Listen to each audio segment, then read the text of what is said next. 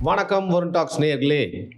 சமீபத்தில வந்து பார்த்தீங்கன்னா, ஒரு ரொம்ப ஃபேமஸான பிரியாணி, அத பத்தின அ கருத்துக்கள், அப்புறம் வந்து அத பத்தின ரிவ்யூஸ் எல்லாம் வந்து உலா வந்துட்டு இருந்துச்சு. அந்த பிரியாணிய வந்து நம்ம வந்து அத பத்தி மத்தவங்கலாம் சொன்ன ரிவ்யூஸ் பத்தி நம்ப ஒரு ஒப்பீனியன் ஒண்ணு சொல்லியிருந்தோம். அதில நெறைய பேர் கேட்டிருந்தாங்க. "நீ அந்த பிரியாணிய வாங்கி சாப்பிட்டியா? நீ சாப்பிடாம எப்படி அத சொல்லலாம்?" அப்படின்னு சொல்லிட்டு. மன்னிக்கணும். எனக்கு அந்த குடுப்பனை இல்லை.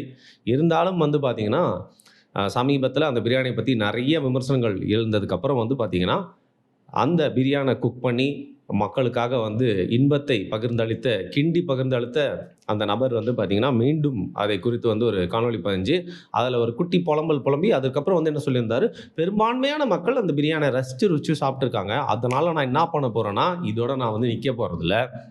பக்ரீத்துங்கிறது ஒரு நாள் தானங்க. நம்ம ஏன் வந்து ஒரு பக்ரீத்துக்கு மட்டும் பண்ணணும். சீக்கிரமா வந்து பார்த்தீங்கன்னா, அடுத்த ரவுண்டுக்கான பிரியாணிய நான் கிண்டப் போகிறேன். அதில வந்து இன்னும் நம்பர்ஸ் வந்து அதிகப்படுத்தப் போறேன். அதில குறை நிறைகள்லாம் வந்து சரி செய்ய போறேன்." அப்படின்னு சொல்லியிருக்காரு. ஸோ அடுத்த வாட்டி வந்து பார்த்தீங்கன்னா, ஏதோ இன்னொருத்தர் ரிவ்யூ பண்ணி அந்த பிரியாணிய சாப்பிட்டு பார்த்துட்டு, எடைலாம் போட்டு பார்த்துட்டு வந்து சொன்ன மாரி நம்ம இனிமேல் சொல்லக்கூடாது அப்படின்னு நான் நெனைக்கிறேன். ஸோ அடுத்த வாட்டி அந்த பக்கெட்டுக்குள்ள குதிச்சு, குளிச்சு, முத்தெடுத்து உங்களுக்காக வந்து பார்த்தீங்கன்னா, அந்த ரிவ்யூவ நான் பண்ணலான்னு இருக்கேன். ஏன்னா, சொன்ன மாரி அவர் வந்து 2வது முறை பிரியாணிய கிண்ட வந்து ரெடி ஆயிட்டாரு. அவர் வந்து பார்த்தீங்கன்னா, கொஞ்சம் நெறைய விஷயங்கள் அத பத்திலாம் வந்து போட்டிருந்தாரு. ஸோ அத வந்து நம்ம ஒரு கருத்து ரீதியா மேம்பட்டமா சொல்லாம வந்து பார்த்தீங்கன்னா, அடுத்த வாட்டி சாப்பிட்டு சொன்னா இன்னும் கொஞ்சம் நியாயமா இருக்குமே அப்படிங்கிறதுக்காக வந்து ஐ அம் வெயிட்டிங் அப்படின்னு சொல்லிட்டு, அடுத்து வந்து பார்த்தீங்கன்னா, stand up comedy. Comedy is a serious business அப்படின்னு சொல்லுவாங்க. அதுவும் வந்து ஸ்டாண்ட் அப் காமெடி வந்து ரொம்ப பெரிய சீரியஸ் பிசினஸ். நீங்க வந்து சினிமால ஒரு ரைட்டிங்ல எழுதி, அத வந்து ஷார்ட் பை ஷார்ட்டா ஷார்ட் டிவிஷன் வச்சு, அதற்கு ஒருத்தர் கவுண்டர் குடுத்து, இன்னொருத்தர் ஆக்டர் எல்லாமே வந்து பார்த்தீங்கன்னா, எக்ஸ்பீரியன்ஸ் பீப்பிள் டைமிங்ல நடிச்சு, அத காமெடியா வந்து திரையில கொண்டு வரது அப்படிங்கிறது கொஞ்சம் கஷ்டம் தான். பட் அதோட ரொம்ப கஷ்டம்னு பார்த்தீங்கன்னா, இந்த நாடகத்தெல்லாம் வந்து அங்க டைமிங்ல எல்லாருமே நடிக்கணும். அங்க உடனே ஆடியன்ஸ் வந்து ரியாக்ட் பண்ணலனா, அது மொக்க காமெடி ஆயிரும். பல்பு வாங்கிருவாங்க. நல்லா சிரிச்சுட்டாங்கன்னா, உடனே அவார்டு, ரிவார்டு எல்லாமே அப்படின்னு எடுத்துக்கலாம். பட் இந்த ஸ்டாண்ட் அப் காமெடி அப்படிங்கிறது வந்து பார்த்தீங்கன்னா, ஸ்டாண்ட் அப் காமெடிங்கிறது தீமேட்டிக்கா இருக்கும். ஒரு தலைப்பு எடுத்து அதில நெறைய விஷயங்கள் வச்சு காமெடி பண்ணலாம். ஒரு பொருள் எடுத்து அத பத்தி வந்து காமெடி பண்ணலாம். இல்ல அங்கேயே வந்து உடனே அங்கேருந்து மக்கள்லாம் எடுத்து வந்து பார்த்தீங்கன்னா, இம்ப்ரோவ் பண்ணி காமெடி பண்ணலாம். அங்க உட்கார்ந்திருக்க மக்கள்லாம் கூட பேசி, அத வச்சு காமெடி பண்றது அப்படிங்கிற மாரி ஸ்டாண்ட் அப் காமெடி அப்படிங்கிறது நம்ம ஆக்டிங் அது சினிமா இருக்கட்டும், ட்ராமா இருக்கட்டும், அதோட ரொம்ப கஷ்டமான விஷயம் அப்படின்னு சொல்லலாம். ஏன்னா மக்கள் சிரிக்கலன்னா மொக்க வாங்கிரும். அதுவும் காசு குடுத்து நீ சிரிக்க வைப்ப அப்படின்னு சொல்லிட்டு வந்து உட்கார்ந்துருக்காய்ங்க அப்படின்னா, அவங்கலாம் சிரிக்கல அப்படின்னா, அதோட ஒரு பேட் பப்ளிசிட்டி வேற எதுவுமே இல்ல. இத வந்து அதிகமான ஸ்டாண்ட் அப் காமெடிஸ் நம்ம பார்த்துருக்கிறது வந்து நெறைய இங்கிலீஷ் காமெடியன்ஸ் தான் வந்து பார்த்துருக்கோம். குறிப்பா யுஎஸ் பேஸ்டா, யுகே பேஸ்டா நெறைய வந்து பார்த்துட்டுருக்கோம். அதையும் தாண்டி நம்மளோட நார்த்ல இருந்து நெறைய பேர் பண்ணிட்டு இருக்காங்க. அண்டை மாநிலங்கள் கேரளால இருந்து கூட வந்து பார்த்தீங்கன்னா, நெறைய பேர் பண்ணிட்டு இருக்காங்க. பட் இந்த கலாச்சாரம் அப்படிங்கிறது நம்ம ஊர்ல ரொம்ப கம்மியா இருந்துச்சு. ஆனா கடந்த 10 வருடங்களா இங்கேயும் அந்த கலாச்சாரம் தொற்றிக்கொண்டு, இங்கேயும் ஸ்டாண்ட் அப் காமெடி அப்படிங்கிற பிசினஸ் அந்த என்டர்டெயின்மென்ட் வந்து பார்த்தீங்கன்னா பெருகி வருது. ரொம்ப நல்ல விஷயம் தாங்க. யார் வேணான்னு சொன்னா. நம்மலாம் சின்ன வயசுலேருந்து ஸ்டாண்ட் அப் காமெடி பார்த்தோன்னா வந்து பார்த்தீங்கன்னா, சில பேர் ஸ்லாப்ஸ்டிக் காமெடி பண்ணுவாங்க, சில பேர் மிமிக்ரி காமெடி பண்ணுவாங்க, சில பேர் வந்து ஸ்டாண்ட் அப் காமெடி பண்ணுவாங்க இல்லையா? அப்படிதான் ஸ்டாண்ட் அப் காமெடின்றத இந்த யூடியூப்லாம் வரதுக்கு முன்னாடி பார்த்து வந்து கத்துருக்கோம். அதற்கப்புறம் நெறைய கிரேட் ஸ்டாண்ட் அப் காமெடியன்ஸ்லாம் நம்மளும் பார்த்து வந்து ரசிச்சிருக்கோம். நம்மளுக்கு வந்து நெறையா டேவிட் சாப்பல், அப்புறம் பில் பர் அது மாரி நெறைய பேர் நம்மளுக்குலாம் வந்து புடிச்ச ஸ்டாண்ட் அப் காமெடியன்ஸ்லாம் இருக்கிறாங்க. நம்ம ஊர்ல யாரா பிடிக்குமா அப்படின்னு கேட்டீங்கன்னா, எனக்கு ஒருத்தர பிடிக்கும். நான் அவர சொல்றேன். ஸோ இந்த ஸ்டாண்ட் அப் காமெடிங்கிறது நம்ம ஊர்ல வந்தோனே என்ன ஆயிடுச்சுன்னு பார்த்தீங்கன்னா, அத எலிட் பீப்பிள் அப்படின்னு சொல்லப்படுற ஒரு குரூப் மட்டும் எடுத்து அந்த ஸ்டாண்ட் அப் காமெடிலாம் பண்ண ஆரம்பிச்சாங்க. அந்த எலிட்ன்ற காமெடி பண்ணா வந்து சில பேர் தான் ரசிப்பாங்க. அதுவும் அந்த எலிட் பீப்பிளோட சம்மந்தப்பட்டவங்க தான் ரசிப்பாங்க அப்படிங்கிறனால, நடுவுல வந்து பார்த்தீங்கன்னா, சிரிக்க வைக்கிறதுக்காக, "ஏய் மச்சான் என்னடா? ஏய் வாட்டா? ஏய் மெட்ராஸ்டா, காஃபிடா, டீடா" அப்படின்னு சொல்லிட்டு வந்து பார்த்தீங்கன்னா, சில வார்த்தைகள மட்டும் சேர்த்து, அதன் மூலியமா காமெடி அப்படிங்கிறத வந்து வற்புறுத்தி சிரிச்சா தான் இந்த அரங்கத்த விட்டு வெளில போ முடியும்னு சொன்னோனே, எல்லாரும் சிரிச்சு, அது ஒரு ஸ்டாண்ட் அப் காமெடியா ஒரு 5, 6 வருஷம் ஓடிட்டு இருந்துச்சு. எல்லாருமே இத வந்து கலாய்க்க ஆரம்பிச்சுட்டாங்க. அதுலருந்து வந்து பார்த்தீங்கன்னா, ஓகே எல்லாருக்கும் ஸ்டாண்ட் அப் காமெடி கதவுகளை திறக்கலாமேன்னு சொல்லிட்டு, அந்த எலிட் பீப்பிளும் திறந்து சில பேர உள்ள விட்டாங்க. நம்ம பசங்களும் நெறைய பேர் கதவ அடிச்சு, உடைச்சு உள்ள ஸ்டாண்ட் அப் காமெடிக்குள்ள வந்து போயிட்டாங்க. இன்னும் ஆனா பார்த்தீங்கன்னா, ரொம்ப சக்சஸ்ஃபுல்லா ஆ அதாவது பெரிய பெரிய ஷோஸ்லாம் பண்ணி ரொம்ப கன்சிஸ்டன்ட்டா இவங்க காமெடி நல்லா இருக்குன்னு சொல்ற மாரி இன்னும் நெறைய பேர் வரல அப்படிங்கிறது தான் நம்ம ஊர்ல ஸ்டாண்ட் அப் காமெடி பிசினஸ். அப்படி இருக்கிறப்போ, ஃபர்ஸ்ட் இன்ஸ்பிரேஷன் அப்படிங்கிறது நான் சொன்ன மாரி வந்து யுஎஸ் பேஸ்டா இருக்க நெறைய பேர் இங்கிலீஷ் ஸ்டாண்ட் அப் காமெடியன்ஸ் தான் பார்த்து பார்த்து இத ரெப்ளிகேட் பண்ண ட்ரை பண்றப்போ என்ன ஆயிடுதுன்னு பார்த்தீங்கன்னா, ஆங்கிலத்துக்கு ஒரு த்ரோ இருக்கு. ஆங்கிலத்துக்கு ஒரு நடை இருக்கு. அதன் மூலியமா காமெடி சொல்றதுக்கும், நம்ம ஊர் லாங்குவேஜ் தமிழ்ல யூஸ் பண்ணி அந்த காமெடியா பேசுறதுக்கும் வந்து பார்த்தீங்கன்னா, நெறைய வித்தியாசம் இருக்கு. அந்த ஒரு மைன்யூட்டான தப்ப வந்து புரிஞ்சுக்காம வந்து பார்த்தீங்கன்னா, இங்கேயும் காமெடி பண்றேன் அப்படிங்கிற பேர்ல வந்து நெறைய பேர் பண்றாங்க. நெறைய பேருக்கு சிரிப்பு தான் வரமாட்டேன்து. அங்கேயாவது நெறைய பேர் காசு குடுத்துட்டேன், ஐய்யய்யோ! ப்ரீபெய்டா சிரிச்சாகணுமே அப்படின்னு சொல்லிட்டு வந்து வயித்தெரிச்சல்ல சிரிச்சு அத காமெடின்னு சொல்லிட்டு இந்த மைக்ல பேசுறவனே நம்ப வச்சுட்டு போயிடுறாய்ங்க. அத வீடியோவா எடுத்து போடும்போது தான் Instagram, Facebook, Twitterல போட்டு அடி பிரிச்சு மேய்ஞ்சுறாங்க. "டேய் கடைசியா எங்கடா காமெடியே பண்ண மாட்ற?" அப்படின்னு சொல்லி கேட்டுர்றாங்க. அப்படிதான் சமீபத்தில வந்து பார்த்தீங்கன்னா, இன்னும் ஒரு முறை மாட்டியிருக்கிறது புண்டாங் அப்படின்னு சொல்லிட்டு ஒரு ஸ்டாண்ட் அப் காமெடியன். நான் எதுவும் கெட்ட வார்த்தைலாம் பேசல. அவர் தான் அந்த பேரே வச்சிருக்காரு. அதாவது பன் அப்படிங்கிற காமெடி இருக்கு இல்லையா? அந்த பன் காமெடிஸ்ன்னு சொல்லுவாங்க.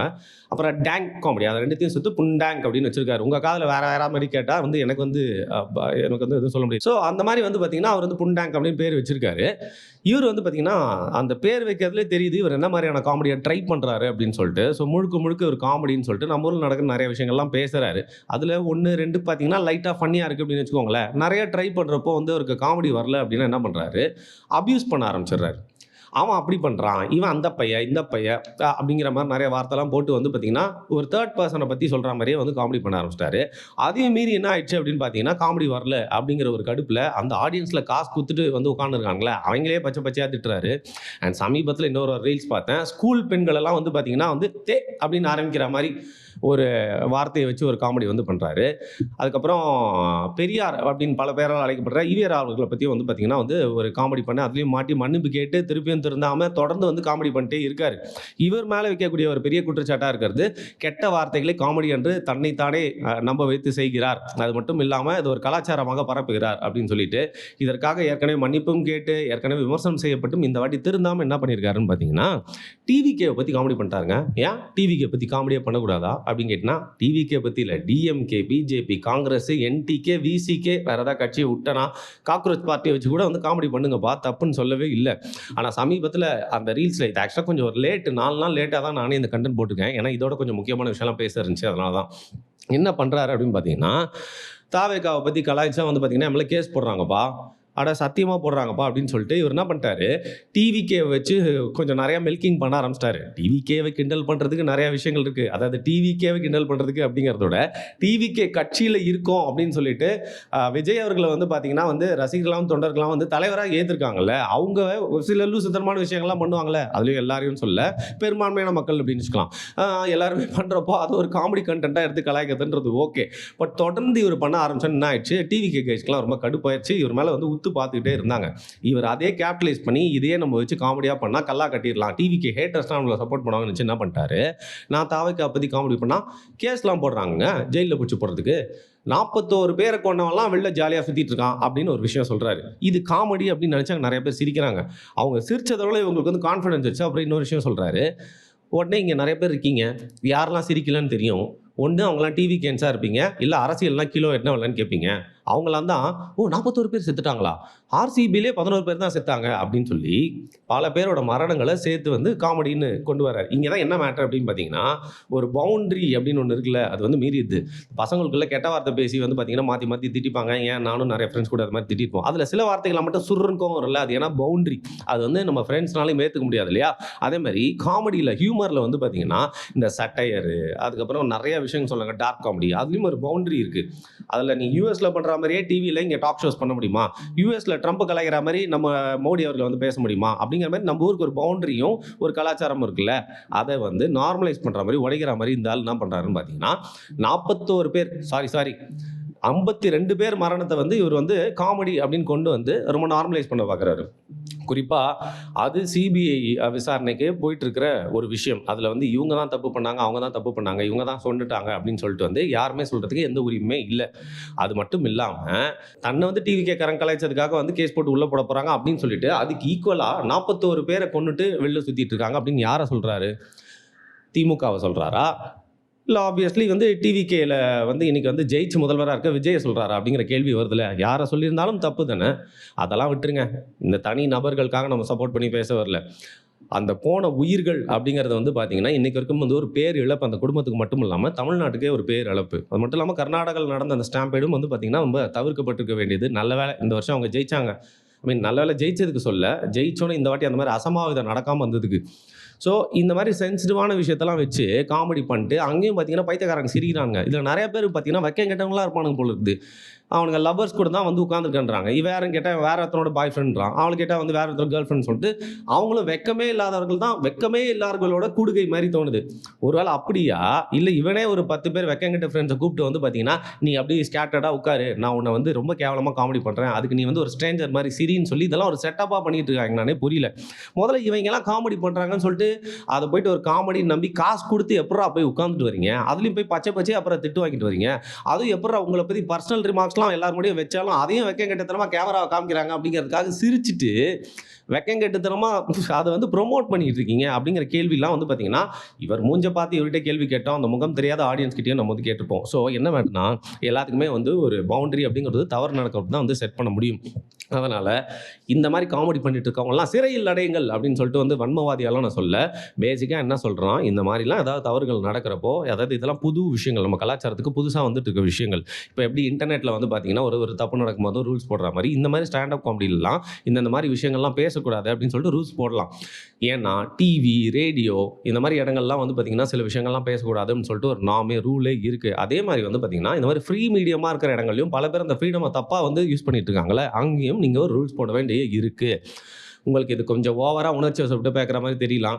உங்களுக்கு தெரிஞ்ச ஒரு 41 பேர், அந்த ஒருத்தர் வந்து யாராவது உங்களுக்கு தெரிஞ்சவங்க செத்துருந்தாங்கன்னா, இந்த 11 பேரில் யாராவது ஒருத்தவங்க செத்துருந்தாங்கன்னா உங்களுக்கு கொஞ்சம் உரைக்கும் அப்படின்னு நினைக்கிறேன். அது மட்டும் இல்லாமல் இன்னும் உங்களுக்கு உரைக்கவே இல்லையா, இல்லை ஏன் இந்த நபரை எடுத்து நான் பேசிகிட்டு இருக்கேன் அப்படின்னா, இவரை மட்டும் இல்லை, இவர் மேலே எனக்கு எந்த காண்டுமே இல்லை, இவரை மாதிரி நிறைய பேர் காமெடின்ற பேரில் கடுப்பேற்றிட்டு இருக்காங்க. சமீபத்தில் வந்து பார்த்தீங்கன்னா அலெக்சாண்டர் பாபுன்னு ஒருத்தர், அந்த எலிட் குரூப் உடச்சிட்டு ஒருத்தர் வந்து காமெடிலாம் நல்லா பண்ணுறாரு, பாட்டெல்லாம் சூப்பராக பாடி காமெடி பண்ணுறாரு அப்படின்னு பார்த்தா திருப்பி பாட்டு பாடியே காமெடி பண்ணிருக்காரு. அது வந்து கமல் மாதிரி ஒருத்தர் வந்து பார்த்தீங்கன்னா அந்த எக்ஸசைஸ் பண்ணுற இடத்துல ஆடிட்டு இருப்பார்ல, கார்டியோ இல்லை, அதே மாதிரி வந்து பார்த்தீங்கன்னா திருப்பி ஆடிட்டே இருந்தா, சார் ஒரு வாட்டி நல்லா இருந்துச்சு எல்லா வாட்டியும் அப்படிங்கிற மாதிரி அலெக்சாண்டர் பாபு அவர்களே எல்லா வாட்டியும் இந்த பாட்டு பாடி காமெடி பண்ணுறீங்களே அப்படின்னு சொல்லிட்டு வந்து சரி அவரை கண்டுக்காம திரும்புவோன்னு பார்த்தா சமீபத்தில் அன்பு நான் எது அப்படின்னு சொல்லிட்டு இந்த 6வது மாதத்தில் எல்லாருக்குமே அந்த கலர் ஜுரம் வரும் இல்லையா, அந்த வானவில் ஜுரம் இவருக்கும் வந்துச்சு போல, அதுக்கெல்லாம் சப்போர்ட் பண்ணி பேசிட்டு இருக்காரு. ஸோ இந்த ஸ்டாண்டப் காமெடி பண்ண வந்தீங்கன்னா முதல்ல காமெடி பண்ணுங்கடா.